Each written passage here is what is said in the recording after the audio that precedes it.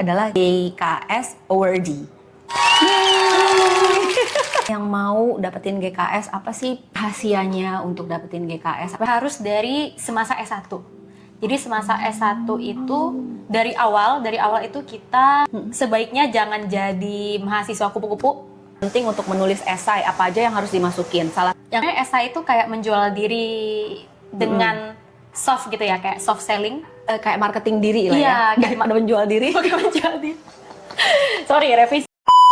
Hai teman-teman.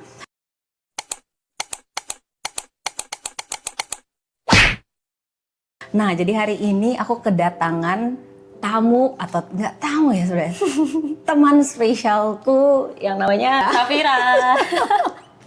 namanya Syafira. Jadi kita itu waktu itu kenal karena acara Perpika. Perpika itu adalah grup Indonesia yang ada di Korea. Waktu itu kita kayak jalan-jalan sama-sama ya, Syaf ya. Apa tour gitu ya?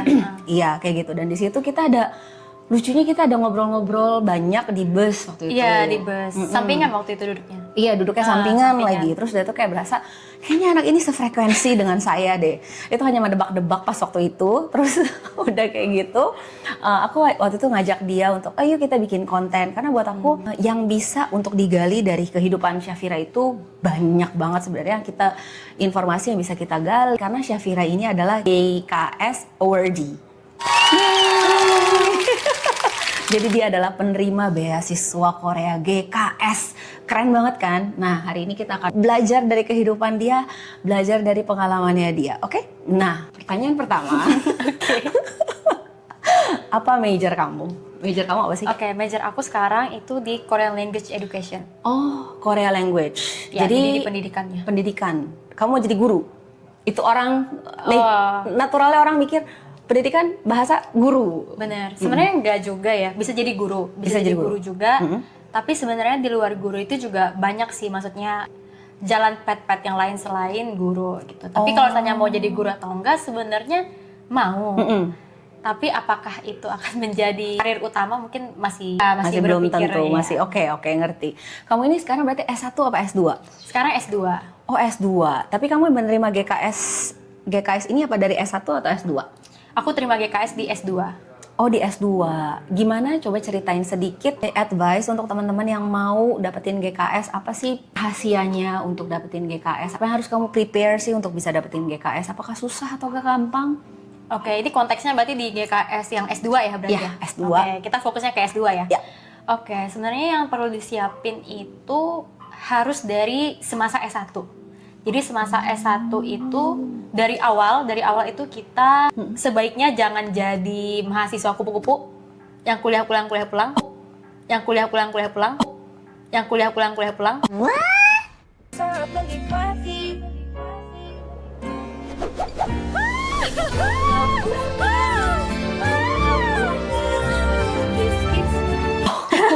Jadi maksudnya itu kayak kalau misalnya ada kesempatan, misalnya kayak ikut lomba atau apapun itu diikutin aja. Karena sebenarnya di GKS itu selain yang dilihat itu esai, itu tuh juga dilihat dari pengalaman kita selama S1 dulu itu kita ngapain aja, gitu. Karena juga di dalam esai itu kan kita harus menceritakan diri kita. Jadi kalau misalnya saat kuliah kita nggak ngapa-ngapain, nanti pas nulis esai kita bakal bingung mau nulis apa, gitu. Nggak ada yang bisa diceritain gitu kan, nggak ada yang bisa kan sebenarnya esai itu kayak menjual diri dengan soft gitu ya, kayak soft selling, Kayak marketing diri lah iya, ya, daripada menjual diri. bukan menjual diri. Sorry, revisi bukan menjual diri. Marketing, personal branding. Ya, personal branding. Siap. Ya. Betul, Kita betul, personal branding, ceritain selama kita S1 kita ngapain aja, apa yang udah kita achieve, apanya hasil selama kita S1 yang misalnya ikut lomba, mau sebenarnya ikut lomba itu mau kalah menang, itu juga bisa diceritain di esai. Jadi kayak ngerti. dari kita sering kalah tapi kita tetap nggak putus asa aja, itu menunjukkan bahwa oh ini orang pantang menyerah loh, kelihatan gitu karakter si orang ini seperti apa gitu. Jadi menurut aku, dan sebenarnya menurut aku kenapa aku bisa keterima di GKS juga karena selama S1 aku lumayan aktif, kayak aku sering ikut lomba. Terus aku juga dulu pernah exchange sebelumnya. Jadi aku sebelum aku tinggal di sini aku udah pernah exchange 1 semester. Oh, kita belum tahu nih S1 kamu Mbak jurusannya apa nih? Oke, aku S1 dulu di jurusan pendidikan bahasa Korea juga di UPI. Jadi lanjut nih S1 Iya, Korea, linear. S2 juga Korea. Betul, Oke. linear. Jadi dulu aku sempat exchange juga di Seoul juga. Di Seoul. Jadi kamu pernah ke Seoul sebelum kamu S2 di sini. Iya, Oke. betul. Jadi Berapa lama waktu itu exchange? 1 semester 4 bulan. 4 bulan. Iya, Oke. kurang lebih 4 bulan, Oke. sama 1 semester. Jadi pokoknya dulu waktu S1 itu di mana ada kesempatan di situ ada aku. Oke. Jadi Which is pokoknya itu iya. bagus banget itu. Jadi kalau misalnya pokoknya ada lomba, ikut.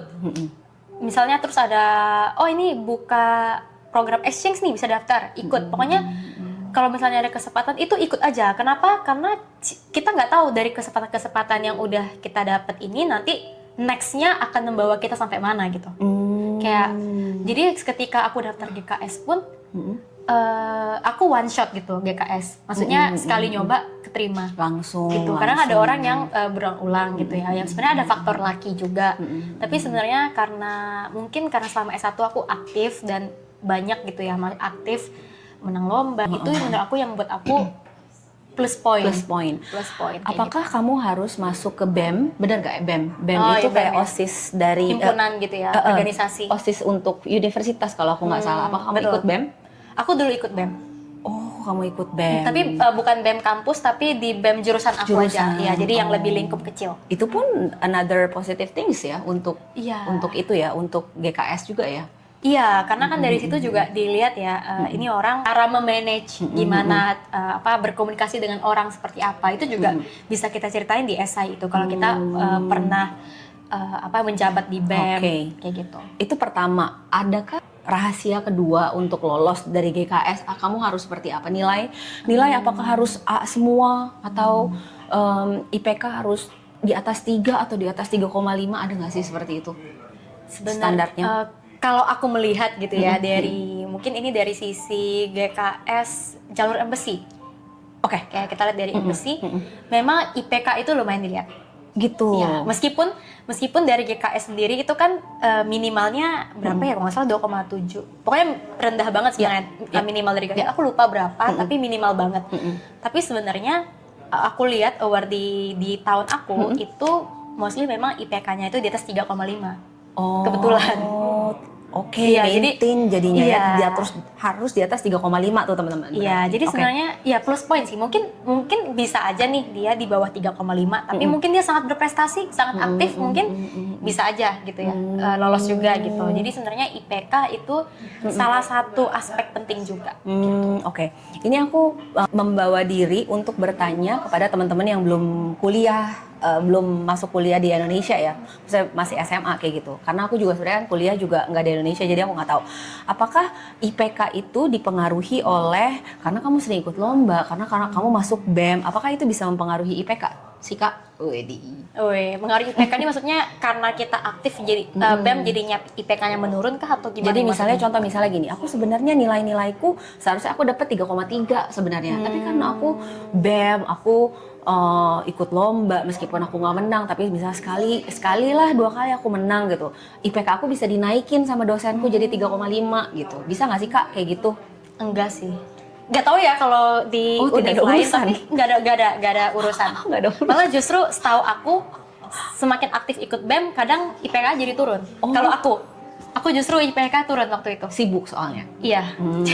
Jadi emang kayak waktu belajarnya juga jadinya Jadi kepotong sempit. kan, karena jadinya ada 2 fokus nih, belajar dan juga himpunan. Jadi waktu itu aku sempet turun. Jadi kalau misalnya pattern IPK aku dari pertama itu tinggi, terus sempet turun baru naik lagi gitu.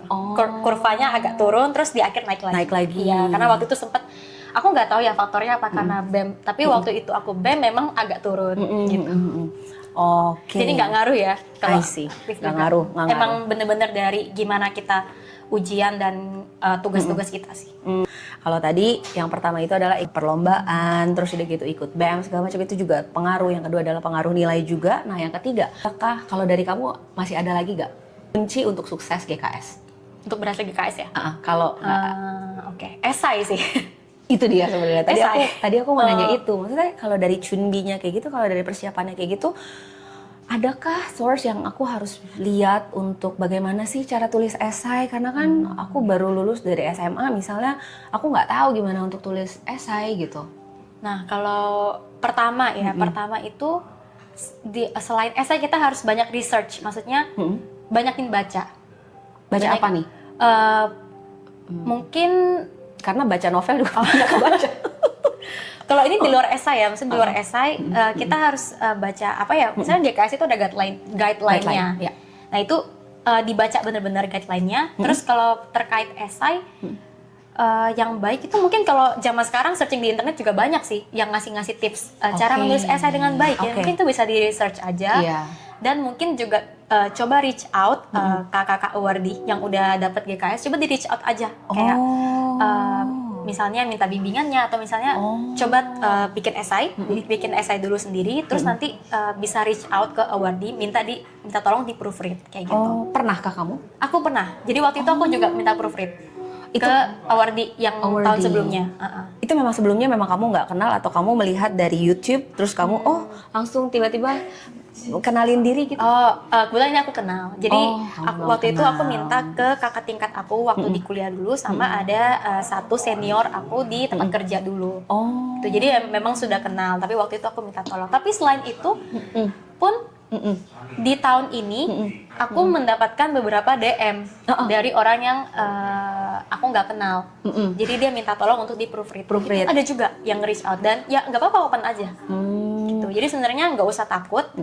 Kalau misalnya kita nggak punya kenalan yang awardi, ya mungkin bisa reach out randomly aja gitu. Minta tolong untuk di proofread karena mostly awardi pada open kok. Oh, oke. Pada open. Kalau misalnya aku tanya nih, 3 poin penting untuk menulis esai, apa aja yang harus dimasukin? Salah satunya adalah mungkin prestasi-prestasi yang kamu sudah lakukan di waktu kamu kuliah. Terus ada nggak poin-poin selanjutnya yang memang kamu harus masukkan? Contoh misalnya, be bold. Maksudnya jujur aja gitu. Jujur aja dengan misalnya kelebihan kamu apa, kekurangan kamu apa, atau misalnya kamu harus taruh future kamu mau seperti apa. Itu harus banget.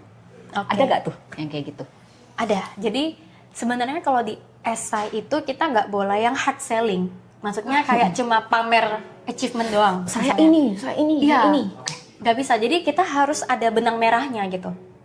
Jadi kayak semuanya tuh harus berkaitan. Nanti dari prestasi kita, nanti dikaitin nih alasan kenapa kita pilih jurusan ini. Terus dikaitin juga sama future plan kita seperti apa. Jadi harus ada benang merahnya. Nggak bisa cuma kayak aku pernah menang ini, pernah menang A, B, C, D. Dan kalau misalnya pun ketika menjelaskan achievement, itu jangan cuma ngejelasin, oh aku pernah menang lomba A gitu. Nggak cukup seperti itu, tapi lebih ke aku menang ini dan apa yang aku dapatkan. Apa yang aku dapatkan, apa yang bisa aku pelajari di sana. Dan bagaimana hal itu bisa membuat aku menjadi berkembang. Jadi kayak harus ada impact-nya gitu, nggak cuma menjelaskan aku menang A, B, C, D. Dan juga itu tadi jujur ya apa adanya. Jadi maksudnya misalnya nih teman-teman pernah kalah lomba itu dimasukin esai juga nggak apa-apa. Saya pernah kalah lomba dan di dalam kekalahan ini aku belajar untuk apa lagi gitu. Jadi tetap positif. Iya, jadi gitu. in a positive way. Jadi kita melihat kegagalan ini itu sebagai salah satu jalan untuk kita belajar gitu. Gitu. Jadi sebenarnya nanti kan dari reviewer, dari jurinya juga bisa lihat nih, oh ternyata ini orangnya pantang menyerah. Dia kalah pun dia tetap bisa melihat ini in a positive way gitu. Kayak gitu. Jadi mungkin bisa nggak harus yang bagus-bagusnya doang yang dimasukin, tapi atau mungkin titik terendah dalam hidup juga bisa dimasukin. Ini tidak tergantung dengan edukasi ya, tapi terendah di dalam hidup sebagai manusia. Nanti itu bisa jadi benang merah nih, kenapa kita ambil jurusan ini, kenapa kita mau lanjut studi. Menarik. Jadi pokoknya harus ada relasinya. Misalnya apa ya? Lalu dia sempat stres atau misalnya apa? Dia bingung sama jalan hidupnya. Terus suatu hari mungkin dia terfikirkan apa sesuatu dan akhirnya dia mau lanjut studi. Nah itu juga bisa dimasukin. Jadi kayak ada kaitannya supaya jelas patternnya kenapa nih orang lanjut studi. Selain itu juga harus masukin nih. Kalau misalnya kan kalau kebetulan aku jurusan bahasa Korea ambilnya. Jadi udah pasti carinya di Korea. Betul. Nah, kalau misalnya di jurusan lain, misalnya jurusan IT atau jurusan komunikasi dan lain-lain, kita harus explain juga why Korea? Kenapa harus Korea? Kita harus masukin kenapa kok kita mau kuliah di Korea. Terus nanti kita juga harus jelasin tadi future plan-nya gimana. Setelah lulus kita mau ngapain. Kayak gitu. Apakah harus ada sesuatu hal baik yang kita harus kasih ke negara Korea itu sendiri jadi bisa lebih diterima? Pastinya Pasti. ada. Tapi sebenarnya biasanya kita harus kayak di paragraf terakhir tuh kita harus bisa jelasin kira-kira kontribusi kita di kedua negara apa. Jadi nggak cuma di Korea doang, tapi Indonesia juga kayak gitu. Jadi pasti sih di both side gitu. Both side, iyalah. Oke. Nah, pertanyaan terakhir untuk masalah GKS hari ini adalah berapa lama sih kakak tuh prepare untuk aku mau GKS? Apakah udah dari SMA udah kepikiran memang mau GKS atau dari pas waktu awal kuliah udah kepikiran GKS dan benar-benar prepare dalam hal data-datanya dan dokumen-dokumennya gitu. Jadi mental sama praktisnya. Oke. FYI mungkin cerita aku agak unik. Karena sebenarnya aku nggak pernah terfikirkan untuk lanjut studi sebenarnya S2. Oh gitu. Iya. Jadi waktu aku S1 target aku lulus, aku mau kerja. Udah gitu aja gitu, lulus aku mau kerja dan setelah kerja itu aku belum pikirin lagi mau kayak gimana kelanjutannya. Dan waktu itu pun dulu dosen aku waktu aku masih S1, dosen aku pernah bilang Safira nanti lulus S1 daftar GKS ya, lanjut S2. Waktu itu pernah. Enggak Pak, saya nggak mau Pak, saya udah capek belajar. Saya udah capek belajar Pak, saya mau kerja aja gitu. Waktu itu bener-bener belum terfikirkan buat lanjut S2. Oke. Dan setelah aku lulus S1, aku kerja. Dan waktu kerja itu aku ngerasa kok kayak aku belum puas. Maksudnya kayak aku ngerasa aku masih punya potensi yang bisa digali. Oke. Aku kayak ngerasa waktu kerja itu aku ngerasa aku kayak masih kurang gitu. Masih kurang. Dan waktu itu aku kepikiran lah untuk ikut GKS. Sebenarnya lebih kayak ke aktualisasi diri gitu ya, kayak pengen belajar lagi dan kayak lebih pengen gali lagi potensi aku sampai mana kayak gitu. Dan akhirnya aku daftar GKS. Waktu itu aku baru kepikirannya kayak setahun sebelumnya gitu. Setahun sebelumnya aku pengen daftar GKS dan aku prepare-nya itu sebenarnya agak mepet. Aku prepare-nya itu mepet tuh berapa lama tuh? Udah arti kata mepet tuh. Jadi aku mulai prepare itu di saat GKS buka pendaftaran. Jadi kan GKS buka pendaftaran itu tiap awal tahun ya, di bulan Februari. Ya, biasanya di awal Februari dan deadline pendaftarannya itu di akhir Februari biasanya. Jadi satu bulan. Nah, dan aku baru prepare semuanya itu di awal Februari itu. Jadi sebulan ya. Wow. Jadi lumayan mepet. Jadi kalau bisa jangan ditiru ya. Kalau bisa dari jauh-jauh hari itu di prepare, apalagi untuk esai. Dan waktu itu kebetulan karena aku udah punya sertifikat topik juga sih. Jadi kebetulan tuh aku udah punya dokumen-dokumennya. Kebetulan. Topik berapa? Waktu itu kamu topik di Indo tuh udah topik berapa lulus? Aku topik 5 waktu itu. Hebat. Tidak, belum level 6. Hebat. Topik 5. Jadi kebetulan sertifikat udah ada. Terus sertifikat lomba juga udah ada. Kayak semuanya itu udah ada kecuali esai. Jadi waktu itu aku tinggal nyiapin esai waktu itu. Oke. Tapi seru ya, maksudnya kamu nggak kepikiran untuk daftar GKS, tapi kamu di kuliah tuh kamu sering lomba ini, lomba itu. Apakah kamu kiasu? Kamu ngerti nggak kiasu? Nggak. Bercanda. Maksudnya apakah kamu memang kan biasa kalau udah kepikiran GKS, aku harus ikut lomba nih. Kenapa sih kok kamu rajin banget mau ikut lomba? Apa emang itu kamu suka achievement? Iya. Dulu aku ambis pas S1. Iya, kiasu tuh ambis maksudnya. Ambis. Dulu aku ambis. Tapi sebenarnya dulu aku waktu masih sekolah aku nggak ambis. Sebenarnya ambisius itu sih sebenarnya kalau terlalu ya memang tidak bagus. Ya. Tapi kalau pas bagus sih. Ambis in a good way. Iya, in a good way. Penting, bagus. Yang penting ya kita bersaing sama diri kita sendiri sih. Right. Setuju. Sama diri sendiri dan sebenarnya aku waktu sekolah aku nggak ambis. Aku baru ambis. Iya. Maksudnya? Iya. Semasa sekolah itu aku ya biasa-biasa aja. Iya. Mungkin aku jadi ambis waktu S1 mungkin pertama karena di jurusan yang aku suka. Kedua, karena aku udah dikasih kepercayaan buat ngerantau waktu itu. Sama orang tua. Jadi kan FYI aku ngerantau kan, kuliah S1. Jadi kayak aku ngerasa aku udah jauh-jauh, aku masa mau sih jadi mahasiswa yang biasa-biasa aja gitu. Jadi kayak pengen, aku harus excellent. iya aku harus excellent, aku harus aktif kayak gitu. Oke. Wah, ngerti. Tadi aku bilang terakhir, tapi yang ini terakhir deh. Kenapa sih kok kamu pilih jurusan bahasa Korea? Apakah ada hubungan dengan BTS? Dengan Jungkook? Kamu paling suka siapa sih di BTS? Aku suka Taehyung. V. Oh, Taehyung V. Oke, apakah karena V? Kenapa kok kamu mau Korea? Pilih Korea? Ini alasan pas S1-nya ya berarti ya? Atau sekarang? Berarti pas S1 ya berarti S1. ya? Kenapa kamu dari pilih S1 sampai sekarang bahasa Korea iya, gitu ya? kenapa? Sebenarnya Udah S1, S2 lagi nggak bosen bahasa Korea. Sebenarnya iya, alasan aku dulu belajar bahasa Korea itu karena BTS. Dulu waktu SMP. Bener tuh, dari BTS tuh kan? Jadi waktu dari SMP tuh gak tahu kenapa suka BTS. Terus sebenarnya awalnya tuh simple. Aku pengen bisa memahami. Jadi kan mereka dulu sering update di Twitter ya.